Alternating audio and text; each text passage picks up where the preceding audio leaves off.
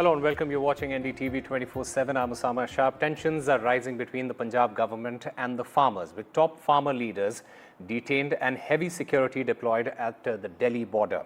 The government has urged the farmers not to disrupt highways while also asking them to clear the roads.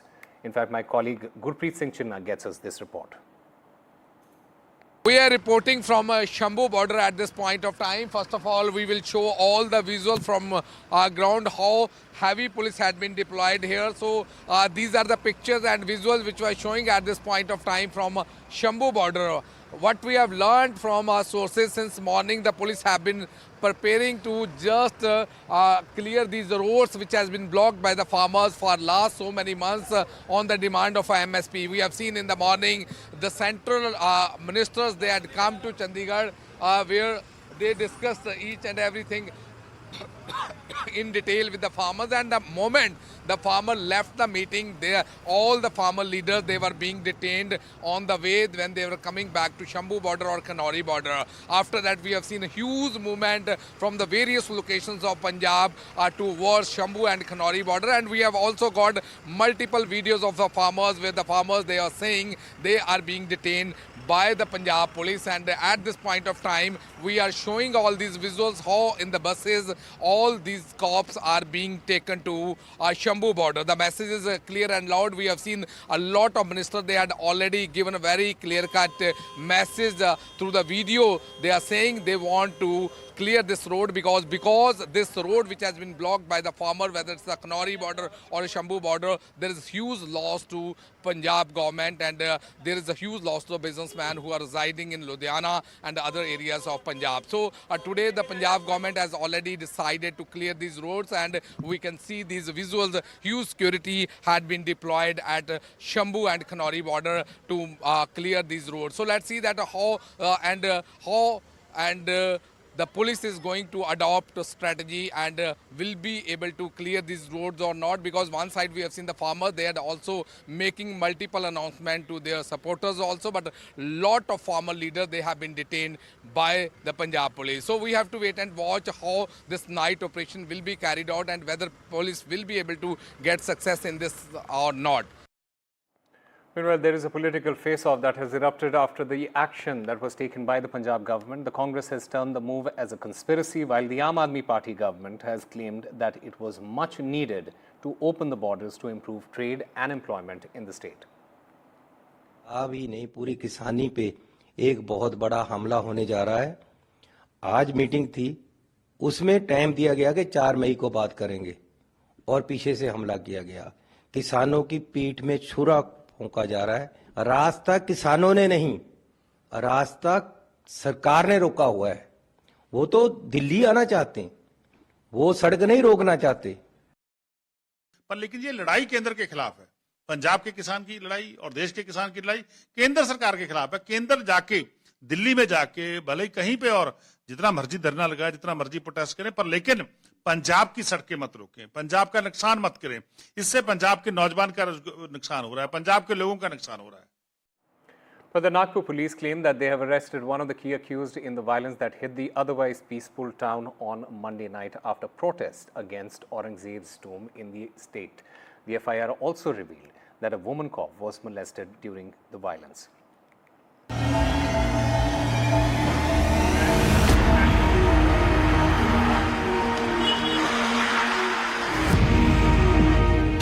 Day 2 after the Nagpur clashes, and the aftermath ranges from the role of police in the matter to the position of the RSS. An FIR revealed one of the accused molested woman cop and made obscene gestures. Chief Minister Devendra Fadnavis has hinted at the police being a target in the clash. जो भी महिला police कर्मचारी के ऊपर अगर विनय भंग हुआ है तो बिल्कुल किसी को जिन्होंने किया उनको नहीं छोड़ा जाएगा। As of Wednesday evening, 60 arrests have been made in the case. आज दिवसभरात जवळपास 27 ते 30 पर्यंत लोकांना आपण आत्तापर्यंत ताब्यात घेतलेलं आहे। ते आत्तापर्यंत जवळपास 84 लोक जे आहे आम्ही ताब्यात घेतलेले आहे आणि त्याच्यावर पुढची कारवाई आमची चालू आहे। आपल्याला जे कर्फ्यू सध्या चालू आहे काही भागात, तर ते आम्ही त्याच्या उद्या असेसमेंट घेणार आहे. जे लोक law and order situation create करतात त्यांचे विरोध, त्यांना तसेच जे स्ट्रिंजंट प्रिव्हेंटिव्ह ॲक्शन्स आहेत त्याच्यात मकोका असो किंवा MPD असो त्याप्रमाणे आपण मोठी कारवाई त्याच्यावर करतो. One of the accused in Nagpur case has been identified as Fahim Khan. He has been accused of instigating people for violence. And now it has been known that Fahim Khan is a part of a local political party in Nagpur. The Chief Minister stood firmly behind the police once again, pledging strict action against culprits. नागपूरच्या प्रकरणामध्ये ज्यांनी पोलिसांवर हल्ला केलेला आहे त्यांना कबरीतने खोदून काढू, सोडणार नाही. बाकी सगळ्या गोष्टी क्षम्य आहेत, पण पोलिसांवर हल्ला हा क्षम्य नाही.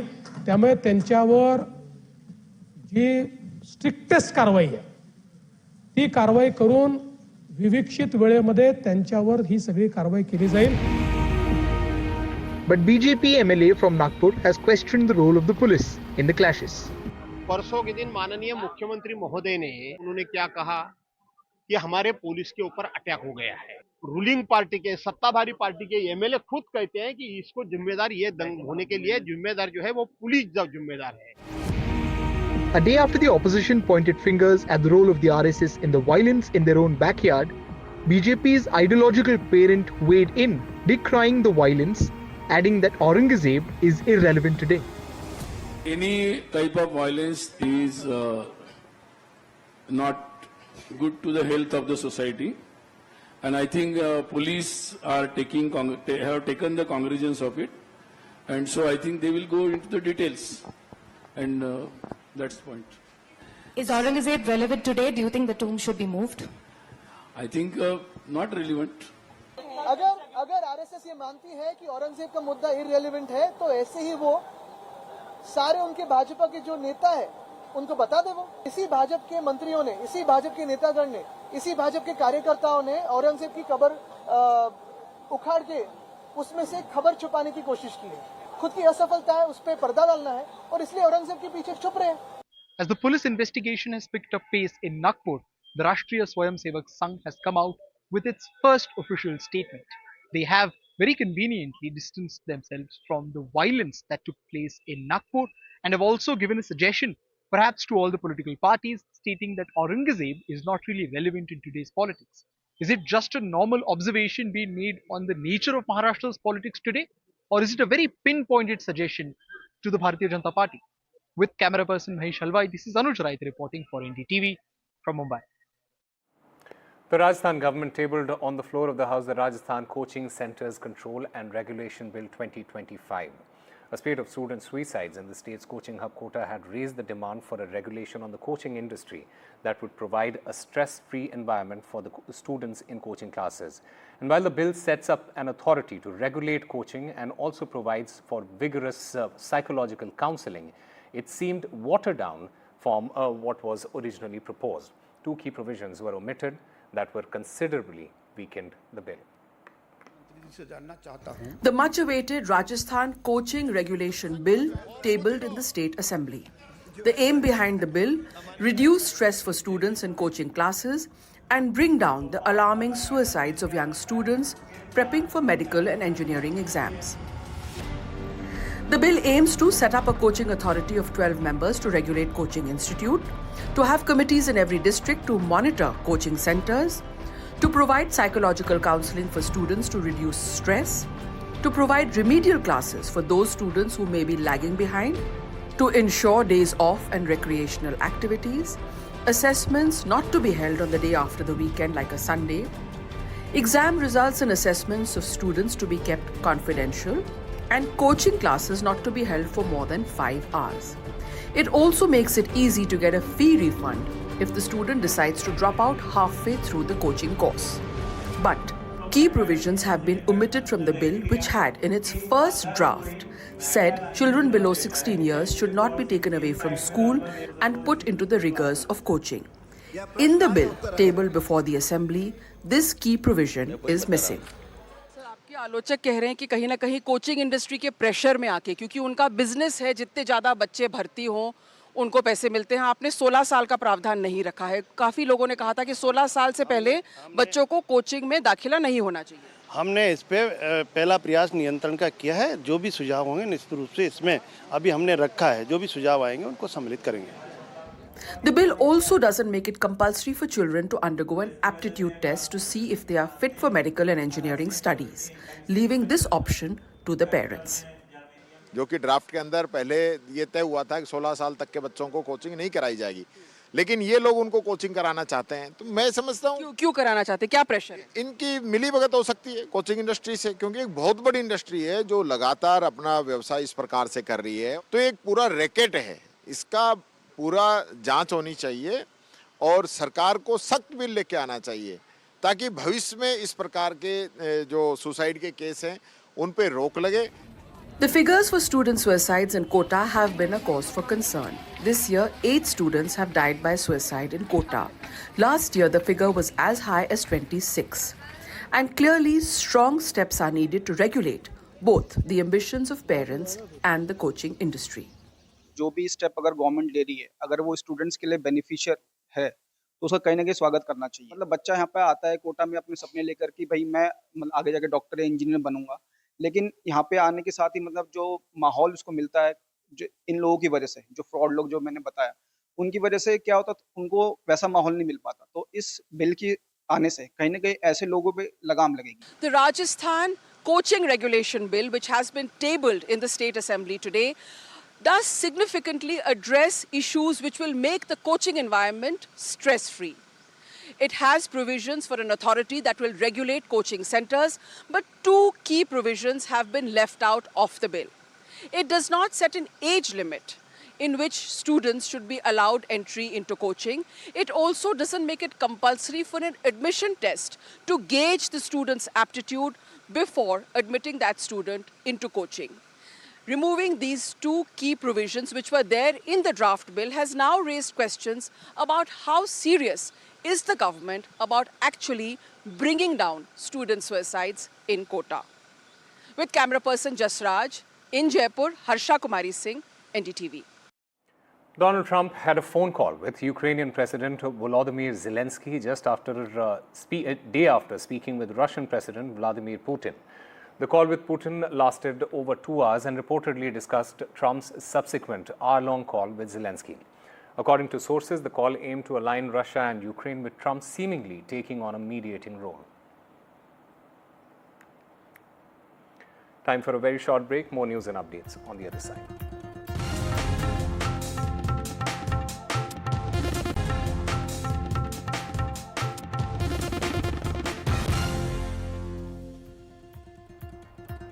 Welcome back. The Kolkata Knight Riders' April 6 home match against Lucknow Super Giants could be rescheduled due to the city police not giving security clearance.